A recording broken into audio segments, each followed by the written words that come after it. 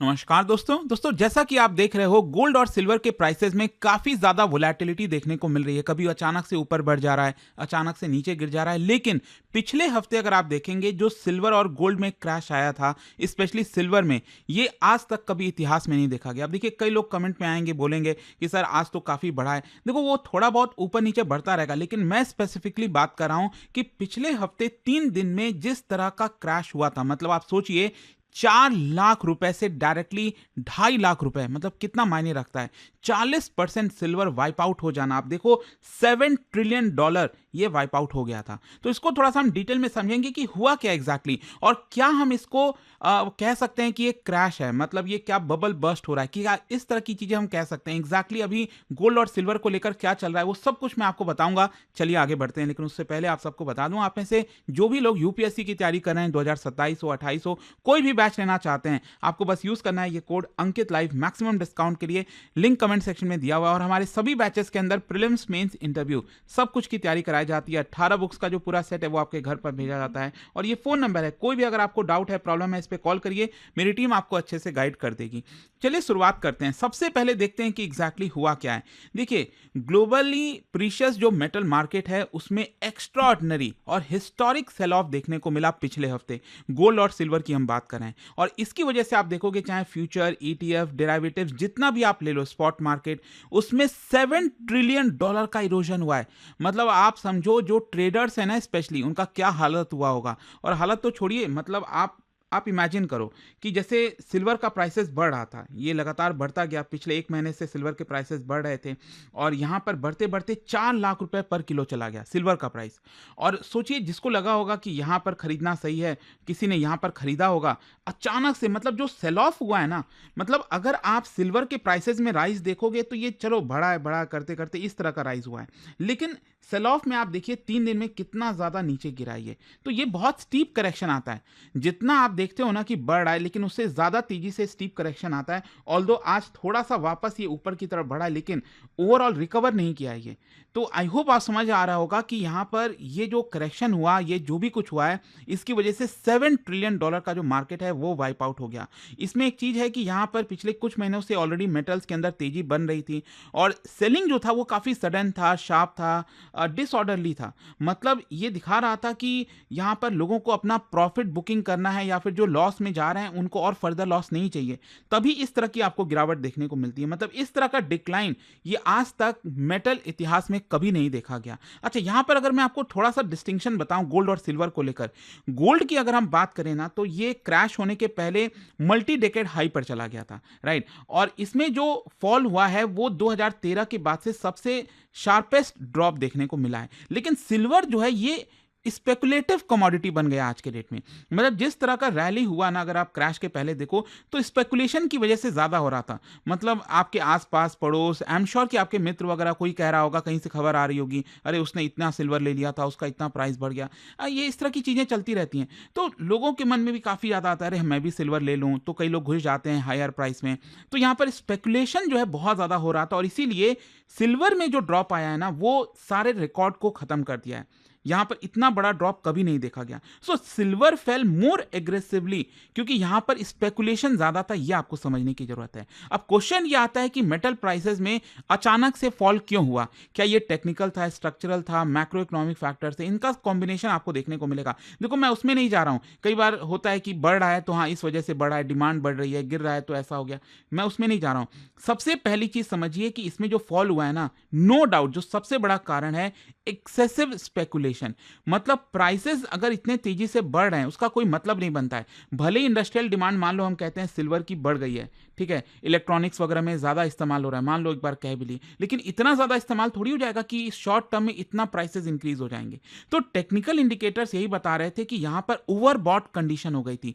मतलब लोग स्पेकुलेट करने लग गए थे, लोग बेटिंग करने लग गए थे। दैट इज वाई यहां पर सिल्वर के प्राइसेस गोल्ड से भी ज्यादा तेजी से भागे थे। और यहां पर ज्यादातर जो पार्टिसिपेंट्स है ना, वो लीवरेज ट्रेडर्स होते हैं, शॉर्ट टर्म स्पेकुलेटर्स होते हैं, और मार्केट इस केस में काफी फ्रजाइल हो जाता है और कोई भी नेगेटिव खबर इसको पूरा खत्म कर सकती है। तो यहां पर अब मैं आपको बताता हूं मार्जिन रिक्वायरमेंट को लेकर। हुआ क्या है कि जो फ्यूचर के एक्सचेंजेस होते हैं उसमें मार्जिन काफी ज्यादा आपको मिलता है। जैसे मान लीजिए अगर आपके पास 1 लाख रुपए है, ठीक है, और एमसीएक्स वगैरह, अगर आप कमोडिटीज वगैरह पता हो, जैसे स्टॉक मार्केट है बॉम्बे स्टॉक एक्सचेंज, उसी प्रकार से एमसीएक्स वगैरह में लोग गोल्ड और सिल्वर की बाइंग सेलिंग करते हैं। तो मान लो आपके पास 1 लाख रुपए है, ठीक है, तो यहां पर आपको अच्छा खासा मार्जिन मिल जाता है। 10 लाख रुपए तक का आप खरीद सकते हो। मैं जस्ट एग्जाम्पल दे रहा हूं, 10 लाख, 15 लाख, 20 लाख रुपए, मतलब है आपके पास 1 लाख रुपए, लेकिन आप क्वांटिटी 10 लाख के हिसाब से, 20-20 लाख के हिसाब से खरीद पा रहे हो। मतलब आपको लग रहा है, और इस पे मिलता इसीलिए था क्योंकि गोल्ड और सिल्वर फिर भी काफी स्टेबल माने जाते थे।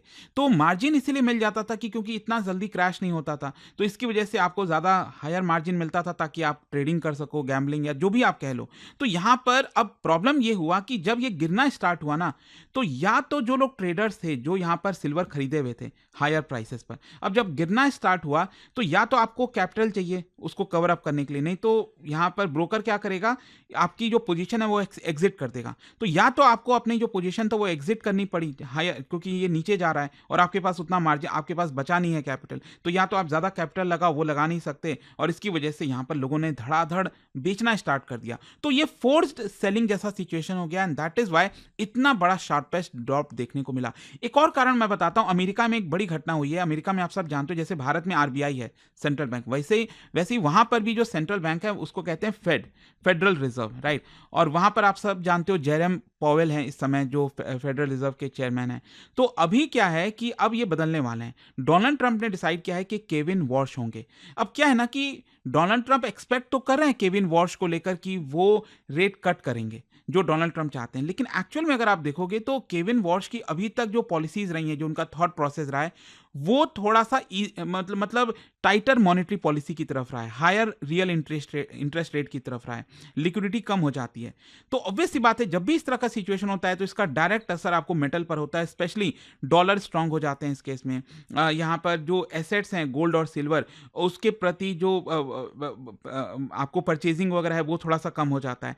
तो यहाँ पर आपको मैं बताता हूँ बेसिकली हुआ क्या कि जैसे ही अनाउंस हुआ कि जो नेक्स्ट फेडरल चीफ होंगे वो आपके केविन वॉश होंगे, तो यहाँ पर डॉलर जो है वो पिछले कुछ दिन से ये बढ़ने लग गया। आप देख सकते हो ये आपका इंक्रीज हुआ है पिछले 5 दिनों में अगर आप देखोगे। तो डॉलर इंडेक्स से अब मेटल के ऊपर क्या प्राइस बढ़ता है। देखो गोल्ड और सिल्वर आप सब जानते हो कि डॉलर्स में प्राइस्ड होते हैं, ठीक है, डॉलर्स में उनकी। अब डॉलर मजबूत होगा मतलब गोल्ड और सिल्वर को खरीदना महंगा पड़ जाएगा क्योंकि डॉलर मजबूत हो रहा है, and that is why dollar के मजबूत होने से मेटल्स कॉस्टलियर हो जाते हैं और इसकी डिमांड कम हो जाती है। एंड ये भी एक फैक्टर था जिसकी वजह से गोल्ड और जो सिल्वर के प्राइसेस हैं वो थोड़ा सा नीचे आ गए। मैं वन ऑफ द फैक्टर मैं कह रहा हूं, मैं ये नहीं कह रहा हूं इसी की वजह से हुआ, मेन फैक्टर तो यही था, स्पेकुलेशन और जो मार्जिन रिक्वायरमेंट जो मैंने आपको बताया।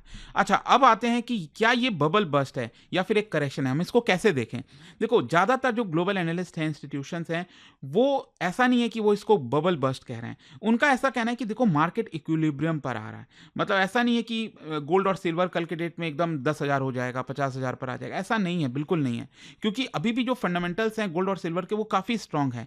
ये बबल बस्ट क्यों नहीं है मैं आपको बताता हूं। बेसिकली यहां पर जो स्पेकुलेशंस थी, लिवरेज अनवाइंडिंग है, वो सारी चीजें हो रही थी। फंडामेंटल जो डिमांड है वो अभी भी स्ट्रांग है, कोई भी स्ट्रक्चरल रिवर्सल नहीं हुआ है, चाहे इन्फ्लेशन का खतरा, जियोपॉलिटिकल अनसर्टेनिटी, सेंट्रल बैंक का जो गोल्ड एक्यूमुलेशन है वो चल ही रहा है, आरबीआई भी खूब गोल्ड खरीद रही है, चाइना की भी जो सेंट्रल बैंक है गोल्ड खरीद रही है। तो हिस्टोरिकली यही देखा गया कि जब भी गोल्ड और सिल्वर के प्राइसेस में बढ़ोतरी होती है तो वो आपका सेटल होने की कोशिश करता है, थोड़ा नीचे जाएगा फिर ऊपर नीचे, तो वो एक लेवल पर जाकर थोड़ा सेटल हो जाएगा। तो वो सिचुएशन चल रहा है, this is not bubble burst. अच्छा, यहां पर अगर हम गोल्ड और सिल्वर के आउटलुक की बात करें कि आगे क्या हो सकता है, देखो अगर हम गोल्ड के पर्सपेक्टिव से बात करें तो पॉजिटिव अभी बहुत सारी चीजें हैं गोल्ड को लेकर।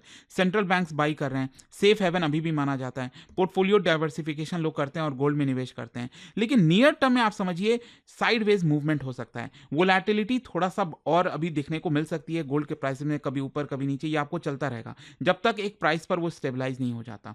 तो ये अभी सिनेरियो है। जहां तक सिल्वर का सवाल है, देखो सिल्वर में ज्यादा कंसर्न है, सिल्वर में वोलैटिलिटी गोल्ड से अभी भी ज्यादा रहेगी क्योंकि अभी भी ये स्पेकुलेशन की तरफ बना हुआ है, अभी भी लोगों में वो कहते हैं ना वो चुल खत्म नहीं हुआ है, अभी भी लोग सिल्वर की तरफ बैटिंग करना, वही है ना, थोड़ा बहुत पैसा पड़ा है तो चलो शॉर्ट टर्म में इतना सारा पैसा बन जाएगा, वो लोगों के माइंडसेट होता है कहीं ना कहीं कुछ लोगों का, तो वो लोग करना चाहेंगे। तो स्पेकुलेशन जो है वो अभी भी चलता रहेगा। यहाँ पर इंडस्ट्रियल डिमांड अभी भी सिल्वर की रहेगी। तो ओवरऑल लॉन्ग टर्म में सिल्वर ठीक है, लेकिन अभी क्या है ना कि इसमें ज्यादा वोलैटिलिटी आपको देखने को मिलेगी। ओवरऑल अगर हम इसके इम्पैक्ट की बात करें तो मेटल क्रैश तब हो रहा है जब ऑलरेडी इक्विटीज में भी रैशनलाइज रोटेशन आपको देखने को मिल रहा है, जो डॉलर है वो स्ट्रेंथन हो रहा है, जो बाकी के एसेट प्राइसेस हैं वो भी रीप्राइसिंग हो रहे हैं, जैसे कि क्रिप्टो करेंसीज, बाकी के कमोडिटीज, उन सब में भी आपको उतार चढ़ाव हो रहा है। क्रिप्टो करेंसी भी क्रैश हो गया था काफ़ी हद तक।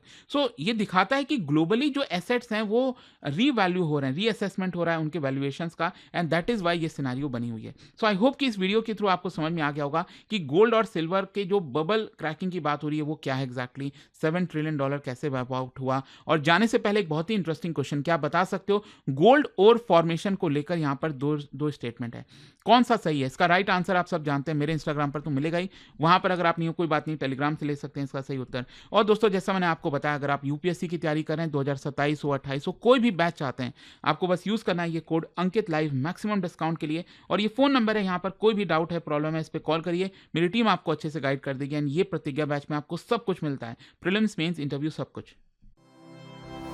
स्टडी IQ IAS, आपका सिलेक्शन हमारा मिशन।